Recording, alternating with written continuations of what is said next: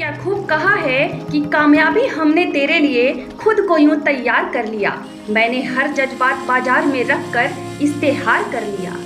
महाभारत ग्रंथ एक विचित्र और रोचक बातों से भरा हुआ है। बहुत कम लोग ही इस ग्रंथ की रोचक बातों के बारे में जानते हैं। आइए जानते हैं कौरव और पांडव से जुड़ी कुछ रोचक बातें। मान्यता के अनुसार महाभारत की सबसे बड़ी बात यह कि कौरव और पांडव कुरु वंश के नहीं थे। भीष्म पितामह को ही अंतिम कौरव माना जाता था। कौरव महाभारत में हस्तिनापुर नरेश धृतराष्ट्र और गांधारी के पुत्र थे। ये संख्या में 100 थे। पांडव भी हस्तिनापुर के नरेश पांडु के पुत्र थे। धृतराष्ट्र के बड़े भाई पांडु थे। पांडु के वन चले जाने के बाद धृतराष्ट्र को सिंहासन मिला। लेकिन सत्य यह है कि कौरव न तो धृतराष्ट्र के पुत्र और पांडव भी पांडु के पुत्र नहीं थे। एकमात्र युयुत्सु धृतराष्ट्र का पुत्र था। कुंती का विवाह राजा पांडु से हुआ था। बाल्यावस्था में कुंती ने ऋषि दुर्वासा की सेवा की थी। इसी के फलस्वरूप दुर्वासा ने कुंती को एक मंत्र दिया जिससे वह किसी भी देवता का आवाहन कर उससे पुत्र प्राप्त कर सकती थी। विवाह से पूर्व इस मंत्र की शक्ति देखने के लिए एक दिन कुंती ने सूर्य देव का आवाहन किया, जिसके फलस्वरूप कर्ण का जन्म हुआ। किंदम नामक ऋषि के श्राप के चलते कुंती और माद्री पांडु के साथ ही वन में रहने लगी। कथा यूं है कि पांडव एक बार वन में अपने पत्नियों कुंती और माद्री के साथ आखेट पर गए थे। उन्हें दूर से हलचल दिखाई दी। पांडु को लगा कि वहां कोई हिरण है। उन्होंने तुरंत अपना बाण चलाया। वह बाण ऋषि किंदम को जा लगा। ऋषि किंदम उस वक्त अपनी पत्नी के साथ संबंध बना रहे थे। बाण लगने पर वह बुरी तरह से जख्मी हो गए और मृत्यु शैया पर चले गए। ऋषि ने मरने से पहले पांडु को श्राप दिया कि जिस तरह मेरी मृत्यु हुई है तुम्हारी जान भी उसी तरह जाएगी। ऋषि ने पांडु से कहा कि तुम किसी भी स्त्री के साथ संबंध बनाओगे तो तुम्हारे प्राण पखेरु उड़ जाएंगे। पांडु इस श्राप से डर गए। उन्होंने कभी भी अपनी पत्नियों के साथ संबंध नहीं बनाए, मगर अपना वंश आगे बढ़ाने के लिए वे चिंतित थे। जब पांडु को ऋषि दुर्वासा द्वारा कुंती को दिए गए मंत्र के बारे में पता चला तो उन्होंने कुंती से धर्मराज का आवाहन करने के लिए कहा, जिसके फलस्वरूप धर्मराज युधिष्ठिर का जन्म हुआ। इसी प्रकार वायुदेव के अंश से भीम और देवराज इंद्र के अंश से अर्जुन का जन्म हुआ। कुंती ने यह मंत्र माद्री को बताया। तब माद्री ने अश्विनी कुमारों का आवाहन किया, जिसके फलस्वरूप नकुल और सहदेव का जन्म हुआ। इस तरह पांडु को कुंती और माद्री से 5 तेजस्वी पुत्र प्राप्त हुए। 5 पुत्र मिलने से पांडु बहुत खुश थे। वे अपने परिवार के साथ अच्छा समय व्यतीत कर रहे थे। एक बार पांडु अपनी पत्नी के साथ वन विहार कर रहे थे। उस समय बारिश का मौसम था। तेज हवा चल रही थी। मौसम सुहावना होने के चलते उनके मन में कामों की इच्छा उत्पन्न हो गई। तभी हवा का एक झोंका आया और माद्री के वस्त्र उड़ने लगे। पांडु अपने आप पर नियंत्रण नहीं कर पाए और माद्री के साथ संबंध बना बैठे और ऋषि के श्राप के चलते पांडु मृत्यु को प्राप्त हो गए। माद्री को लगा कि उनके पति की मृत्यु का कारण वह खुद थी, इसलिए माद्री ने भी अपने पति के साथ प्राण त्याग दिए और सती हो गई। इसके बाद कुंती ने 5 पुत्रों का पालन पोषण किया।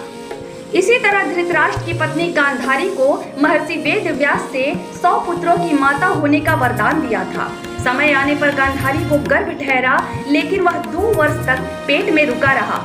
घबराकर गांधारी ने गर्भ गिरा दिया। उसके पेट से लोहे के गोले के समान एक मांस पिंड निकला। तब महर्षि वेदव्यास वहां पहुंचे और उन्होंने कहा कि तुम 100 कुंड बनवाकर उन्हें घी से भर दो और उनकी रक्षा के लिए प्रबंध करो। इसके बाद महर्षि वेदव्यास ने गांधारी को उस मांस पिंड पर ठंडा जल छिड़कने के लिए कहा। जल छिड़कते ही उस मांस पिंड के 101 टुकड़े हो गए। गांधारी ने उन सभी मांस पिंडों को घी से भरे कुंडों में रख दिया। 2 वर्ष बाद समय आने पर उन कुंडों से पहले दुर्योधन का जन्म हुआ और उसके बाद अन्य गांधारी पुत्रों का। जिस दिन दुर्योधन का जन्म हुआ था उसी दिन भीम का भी जन्म हुआ था। कहते हैं कि जन्म लेते ही दुर्योधन गधे की तरह रेंकने लगा। उसका शब्द सुनकर गधे, गीदड़, गिद्ध और कौवे भी चिल्लाने लगे। आंधी चलने लगी। कई स्थानों पर आग लग गए। यह देखकर विदुर ने राजा धृतराष्ट्र से कहा कि आपका यह पुत्र निश्चित ही कुल का नाश करने वाला होगा, अतः आप इस पुत्र का त्याग कर दीजिए। लेकिन पुत्र स्नेह के कारण धृतराष्ट्र ऐसा नहीं कर पाए। 100 पुत्रों के अलावा गांधारी की एक पुत्री भी थी जिसका नाम दुस्साला था। इसका विवाह राजा जयद्रथ के साथ हुआ था। कौरवों के अतिरिक्त धृतराष्ट्र का एक पुत्र और था, उसका नाम युयुत्सु था। जिस समय गांधारी गर्भवती थी और धृतराष्ट्र की सेवा करने में असमर्थ थी, उन दिनों एक वैश्य कन्या ने धृतराष्ट्र की सेवा की। उसके गर्भ से उसी साल युयुत्सु नामक पुत्र हुआ था। युयुत्सु पांडवों के खेमे में चले गए थे। एक बार दुर्योधन ने धोखे से भीम को विष खिलाकर गंगा नदी में फेंक दिया। बेहोशी की अवस्था में भीम बहते हुए नागलोक पहुंच गए। वहां विषैले नागों ने भीम को खूब डसा, जिससे भीम के शरीर का जहर कम हो गया और वे होश में आ गए और नागों को पटक पटक कर मारने लगे। यह सुनकर नागराज वासुकी स्वयं भीम के पास आए। उनके साथी आर्यक नाग ने भीमसेन को पहचान लिया। आर्यक नाग भीमसेन के नाना का नाना था। आर्यक नाग ने प्रसन्न होकर भीम को हजारों हाथियों का बल प्रदान करने वाले कुंडों का रस पिलाया, जिससे भीमसेन और भी शक्तिशाली हो गया। द्रोणाचार्य अपने पुत्र अश्वत्थामा को अधिक प्रेम करते थे। उन्होंने शिष्यों को पानी लाने के लिए जो बर्तन दिए थे, उसमें औरों के तो देर से भरते, लेकिन अश्वत्थामा का बर्तन सबसे पहले भर जाता, जिससे वह अपने पिता के पास पहले पहुंचकर गुप्त रहस्य सीख लेता। यह बात जब अर्जुन को समझ में आई तो वह वारुदास्त्र से अपना बर्तन झटपट भरकर द्रोणाचार्य के पास पहुंच जाता था। यही कारण था कि अर्जुन और अश्वत्थामा की शिक्षा एक समान हुई। जब पांडव वारणावत जाने लगे तो विदुर जी ने युधिष्ठिर को सांकेतिक भाषा में उस महल का रहस्य युधिष्ठिर को बता दिया और उससे बचने के उपाय भी दिए।